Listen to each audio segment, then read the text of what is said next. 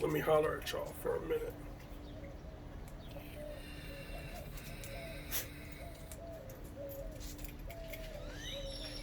Normally I ask, how y'all doing this morning?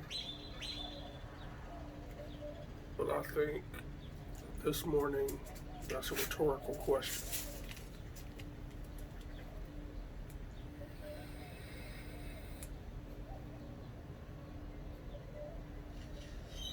Because between you and me and anyone within the sound of my voice,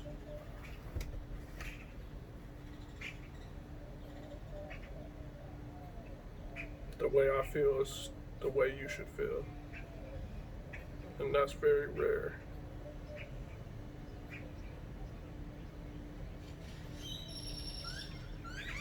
Where human consciousness should have a uniform feeling about every detail of this conversation.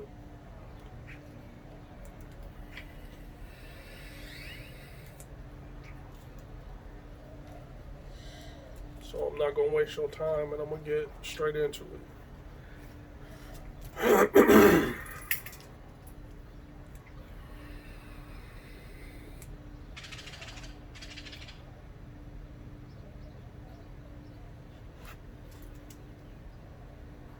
My paternal grandparents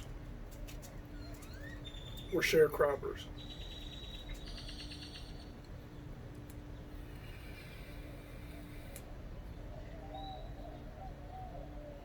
The first generation that was free to really get their feet wet. Had their own land, self-sufficient, made their own money. My granddad that I'm talking about was actually kind of wealthy, you know, for to be the first generation after the first slaves was freed.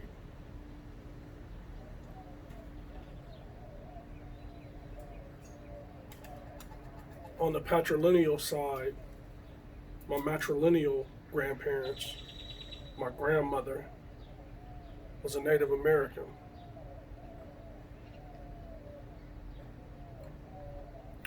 Amongst the groups of people who were separated from each other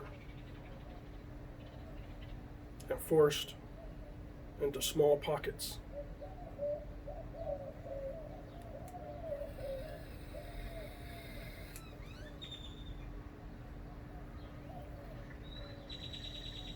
My maternal grandfather was the Vice President of the United States of America.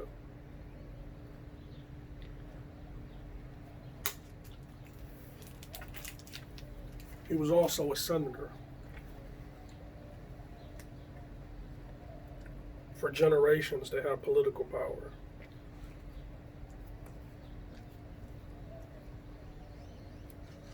They descended from wealthy families that sat on a throne in a European country. My grandfather, that was the vice president, was also a slave owner. During his time,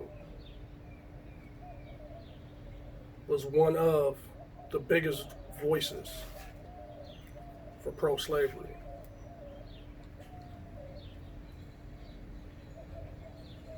He has monuments, streets, schools that bear his name.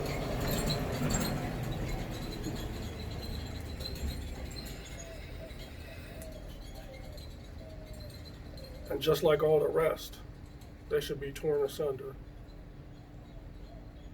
Everything that has his name on it. For his descendants that are still alive,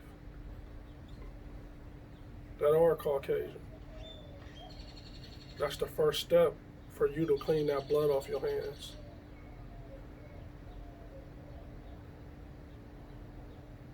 The longer they're up there, the longer it represents that it was okay. I'm making this video not to bash one and exalt the other. Both of those things exist within me.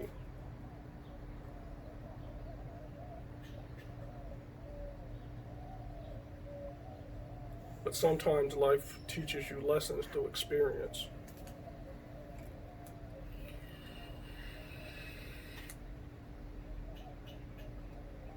I caught my first case when I was 13. A felony for arson.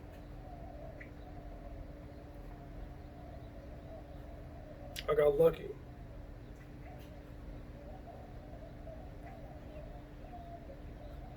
Although by the standards of where I grew up, because both of my parents worked and didn't have addiction and were good parents, I had a chance. We didn't have no high-powered attorneys. I had a public pretender. I got lucky. I have a cousin who caught the first case at the same age. Felony too. Looks just like me.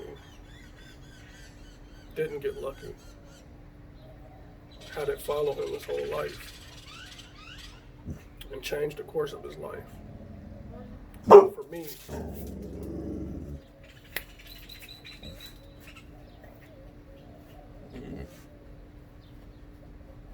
that day, ironically enough, and here's where I'll interject some humor because that's important in times like this as well. You can't let your pain overshadow your joy, and you gotta keep balance. Ironically enough, when a knucklehead is driving your meat sack instead of your spirit, you get arrested on Christmas morning for arson.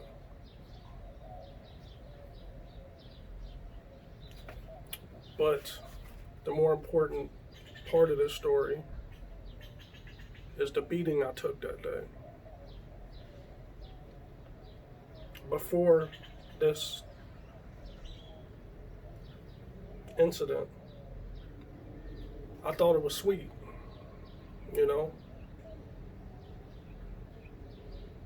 Every other time I did anything, I got away with it. Even at 13, I was a knucklehead enough to already be doing stupid stuff.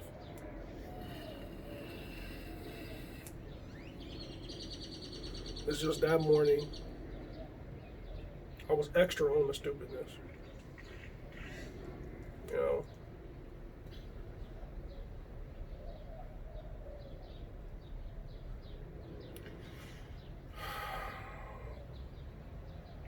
I was naive when we got down to the station. I'm thinking, just annoyed about the experience. What's gonna happen? Not knowing what was about to happen first.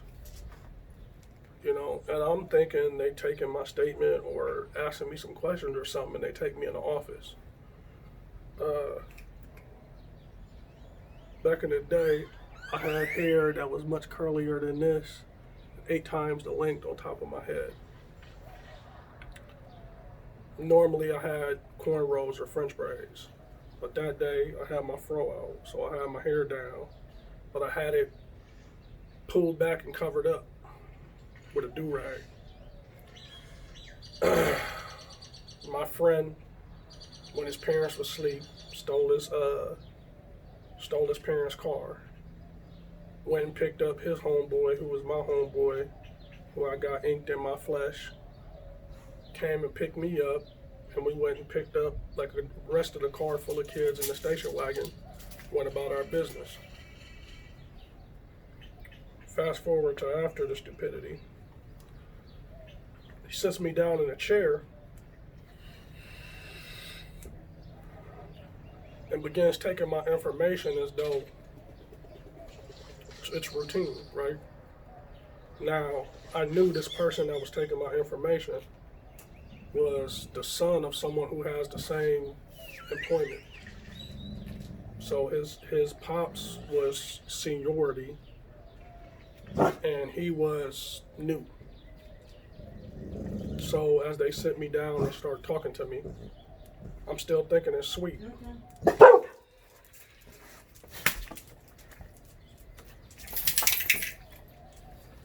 So his dad walks in the office behind me and I don't see him. And he's standing behind me while his son is talking to me.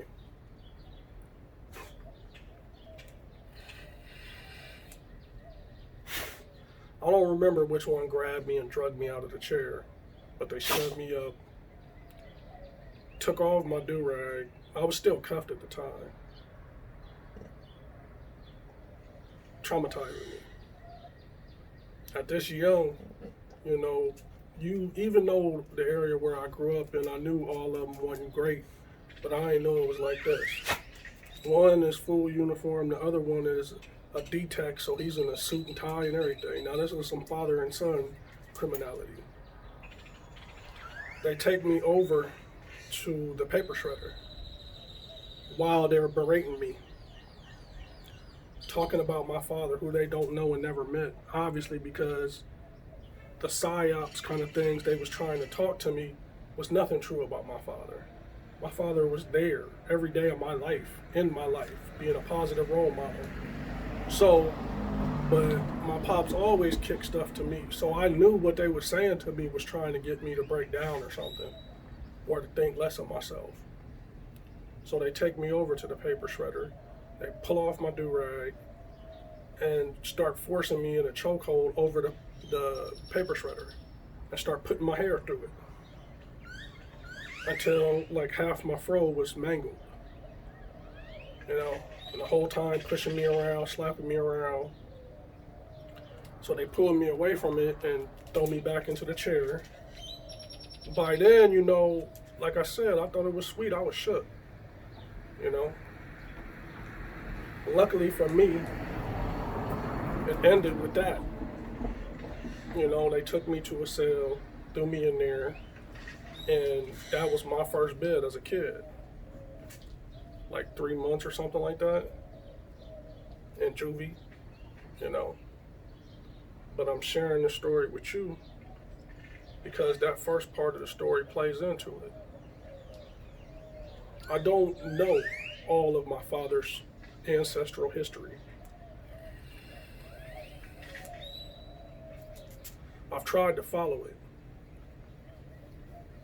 but records for ancestors of slaves only go back so far. I have a picture of the oldest descendants that I could find from North Carolina, and it's an unmarked grave, a husband and wife, black and white, no headstones, turned over earth with some tarp on the side somewhere. And all I knew was that was my ancestors. My great-great-grandmother, there was a picture of her in my grandmother's house as a child. And it was clear to me, from being a hyper-intelligent young person, that my African-American grandmother looked a lot different than her grandmother in the picture. The grandmother in the picture was darker than me, but not by much. And her hair looked like mine, but it was really straight. And I knew enough at the time, being blinded by the lies told in American history, by her clothing and the background of the picture, I knew she was a Native American. You know, also there's not much for me to find out about that too, because I can only follow that back so far. All I know is that she was a member of the Cherokee Nation. So,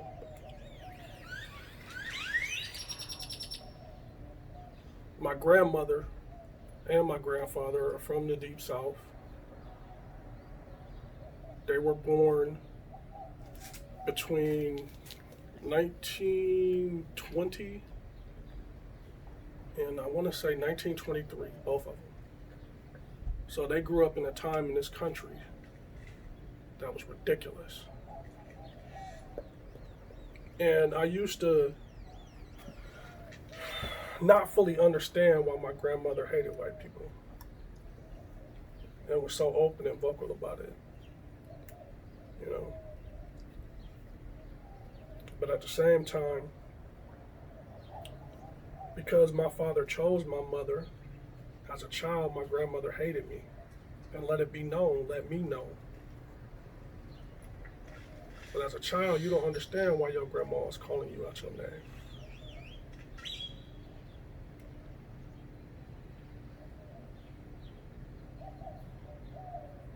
My maternal grandfather was a gangster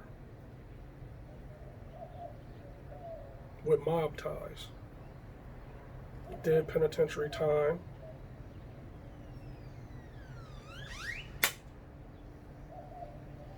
But the part of the story that I mentioned at the beginning runs the deepest.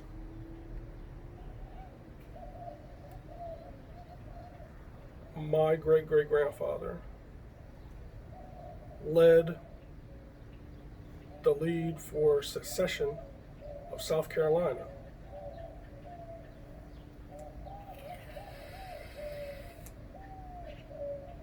The plantation that he owned was turned into an agricultural college. Who happens to have a football team who is dominant.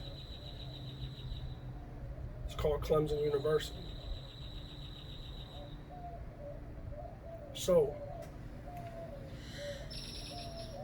this story, it's like a spider web. And it goes throughout modern history, at least on this soil that I stand on. I have a cousin from the matrilineal side who became a superstar. In the early 20th century, she was a famous singer, became a famous actress, used that platform to become a civil rights icon, even stood up to the U.S. military. But she always knew this same story that I know now. That as a child I didn't know, but because she's from a generation right before mine, she probably, before she blew up, had a very intense knowledge of this. I was probably in my early 20s before I knew any side of this. You know, a funny story. My white granddad, one of his trips to the pen, they inked his arm with his inmate number. And so I was hyper intelligent at a very small age. My parents drilled that into me. You know, like no matter, you know, the complexion of your skin, you ain't no different than me or any of them.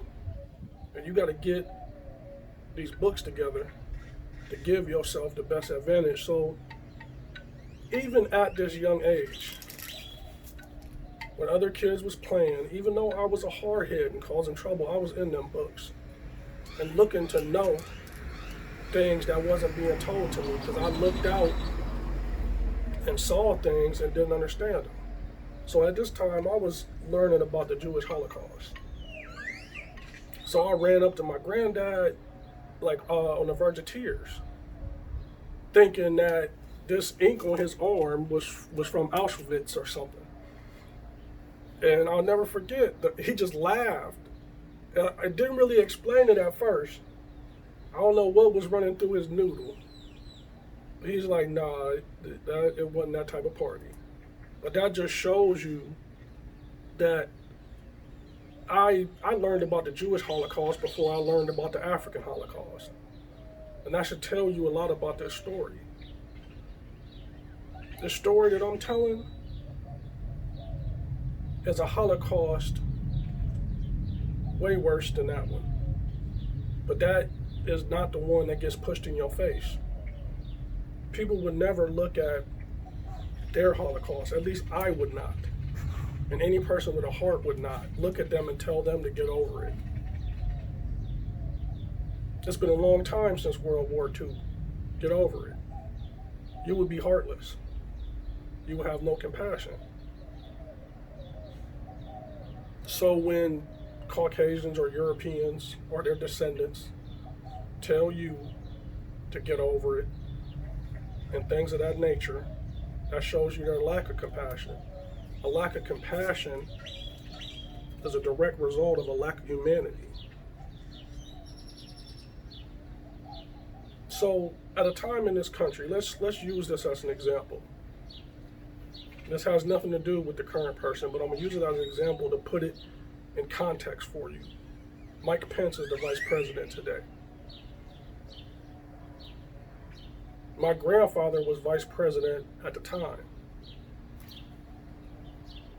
The difference is Mike Pence ain't got a plantation out back with slaves and benefiting off of them. And this is a story that's not unique to America, but it's embedded in the fabric of America. It's part of the ingredients in that cherry pie, that American pie, that gets shoveled down our throat and we don't get the truth.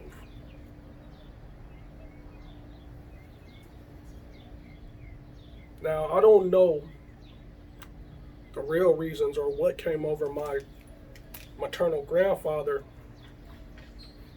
to pull me in close and give me some of this information. I'm glad he did, though.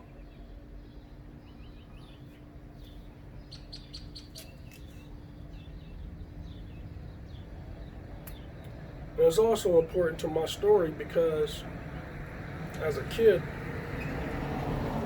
you know, when you learn it and your brain is forming, you don't understand that these family members that look like your mother, that aren't treating you the way other people that look like them treat you, don't mean that everybody outside of them is like them. And I had to learn that the hard way, like at the station.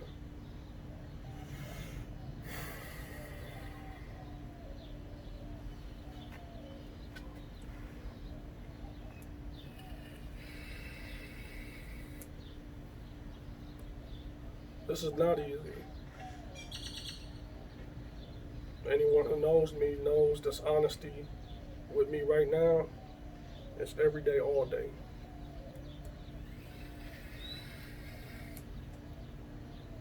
Do you think for 1 second that my grandfather, great-great-grandfather, would be cool with me? Would I exist?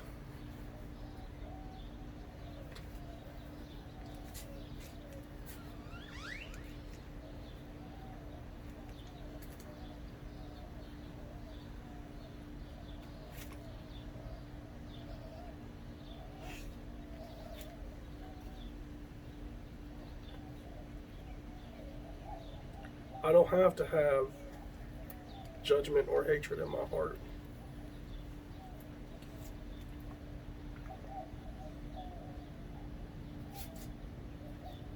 This story and these stories you're seeing play out today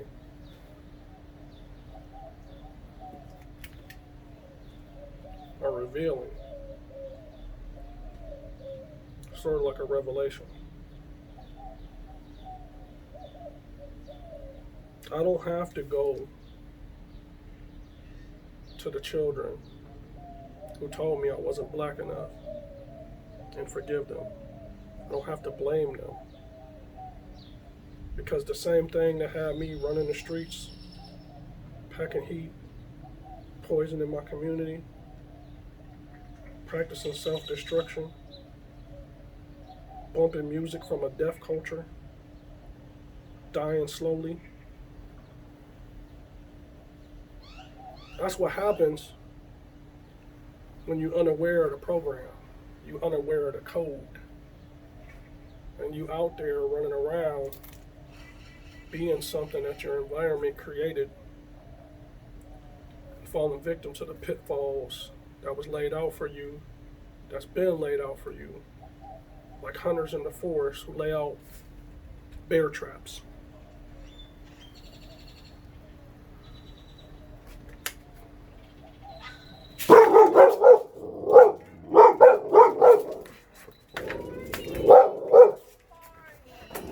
Stop.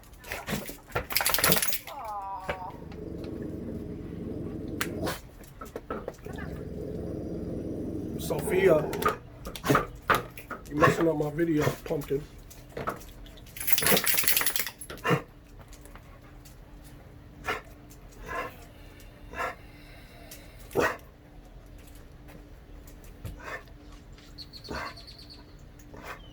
So why do I tell this story?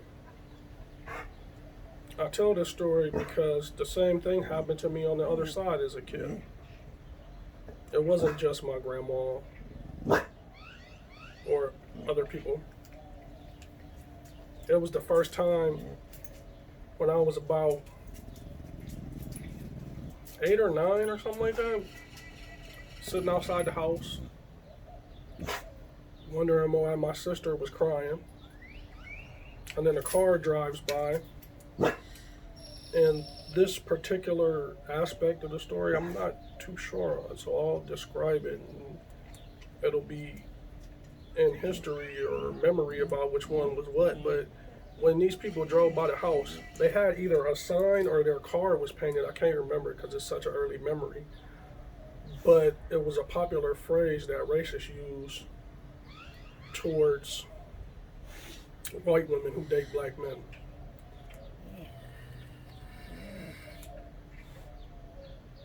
And I didn't understand it. But I knew that the people that was driving by in that car, the look on their face was not pleasant. I didn't really know the words they were saying, but I knew they were talking to me. And I knew whatever they were saying, they meant it to be hurtful. And by the time I jumped up to try to do something, they was already gone. But as an 8-year-old, what you gonna do to grown-ass people in the car? So that was the first time that parts of society tried to put a label on me.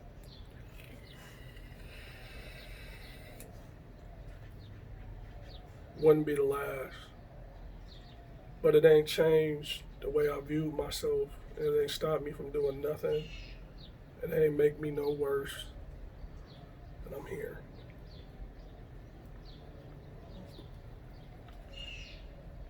This story